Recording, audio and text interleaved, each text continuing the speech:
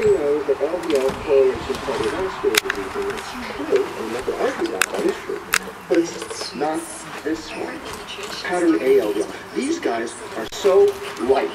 They are buoyant. They float.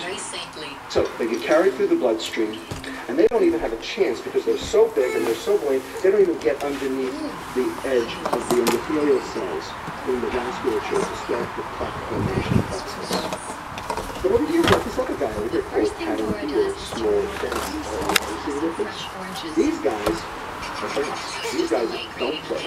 These guys are small. They get underneath the edge or surface of the endothelial cells, and they start the plaque formation. It's been shown by numerous investigators now that small dense LDL is the bad guy. Okay, now when we measure LDL in the bloodstream and do a lipid profile, we measure both of them together, because it's too hard to distinguish the two. So when you get an LDL, you're getting both LDLs. The neutral one and the bad one.